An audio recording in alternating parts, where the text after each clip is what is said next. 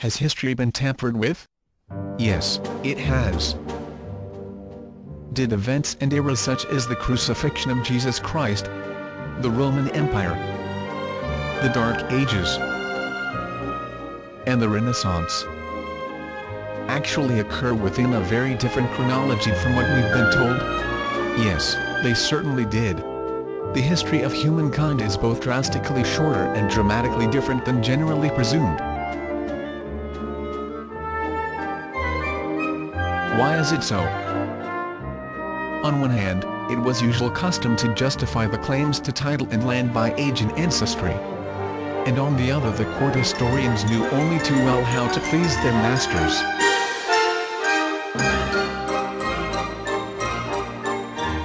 The so-called universal classic world history is a pack of intricate lies for all events prior to the 16th century.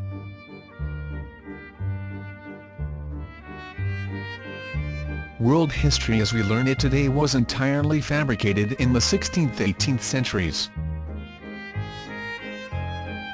It's likely that nobody told you before, but there is not a single piece of firm written evidence or artifact that is reliably and independently dated prior to the 11th century.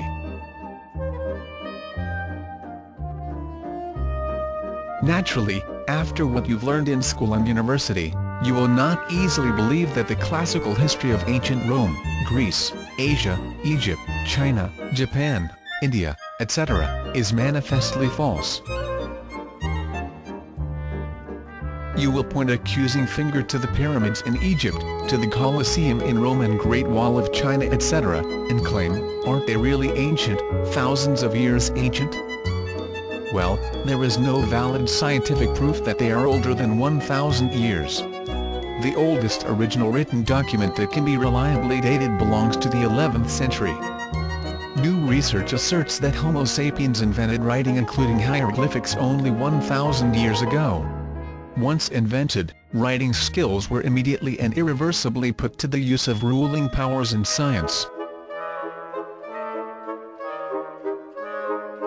The consensual chronology we live with was essentially crafted in the 16th century by Jesuits.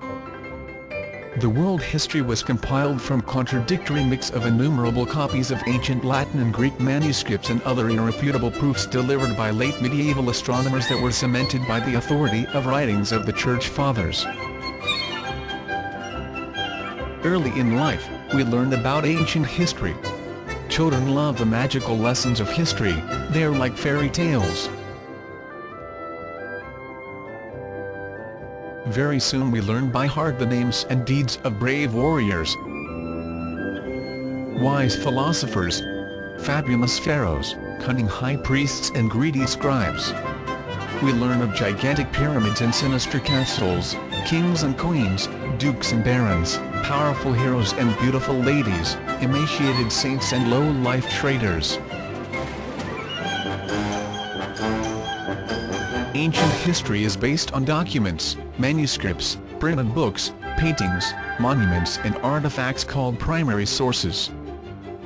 The problem is that neither these primary sources, nor events described therein can be irrefutably dated.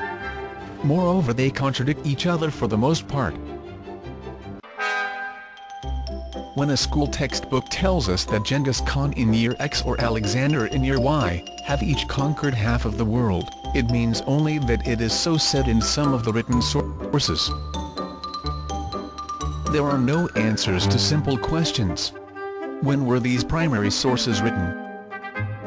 Where and by whom were these primary sources found? It is presumed that ancient and medieval chronicles, written by Genghis Khan's or Alexander the Great contemporaries and eyewitnesses, are readily available. Actually, only sources written hundreds or even thousands of years after the events are there, compiled mostly in the 16th–18th centuries, or even later. As a rule, these sources suffered considerable multiple manipulations, falsifications and distortions by editing. At the same time, innumerable originals of ancient documents were destroyed in Europe under various pretexts. The names of persons and geographical sites often change meaning and location during the course of the centuries. geographical locations became clearly defined on maps only with the advent of printing. This made possible the circulation of identical copies of the same map for purposes of the military, navigation, education and governance tasks. Historians from Oxford say, hey, everybody knows that Julius Caesar lived in the 1st century BC. Julius Caesar's statement is only a point of view, as there is simply no irrefutable documentary proof that Julius Caesar or any other great name of antiquity ever existed.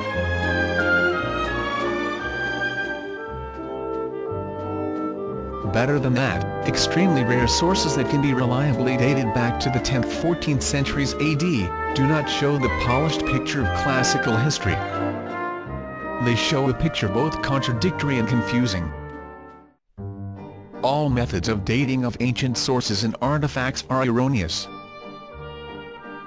Radiocarbon C14 method produces dating with exactitude of ± 1500 years, therefore it is too crude for dating of events in historical time frame. The Almagest Tractate, which lies as cornerstone of contemporary chronology, compiled in the 2nd century AD by Ptolemy, the founding father of astronomy, contains astronomical data of 9th to 16th century. The Bronze Age, that has supposedly begun 5,000 years ago. Bronze is made of 90% copper and 10% tin, but the technology for tin extraction dates back 14th century AD. All eclipses contained in manuscripts, like Thucydides I, relating ancient events have exclusively medieval dating. All horoscopes cut in stone or painted in Egyptian temples, like Dendera, have exclusively early medieval dating solutions. Not quite what you have learned in school? Open your eyes, and you will find sufficient proof to reach step by step the inevitable conclusion that the classical chronology is false, and therefore, that the history of ancient and medieval world universally accepted today, is also false. Have a fresh outlook on everything said or printed about ancient and enigmatic Roman, Greek and Egyptian, medieval as well as all other lost and found civilizations. Antiquity and Dark Ages are fantasy and hoax invented in the 16th, 18th and polished in 19th, 20th centuries. Human civilization is barely 1,000 years old.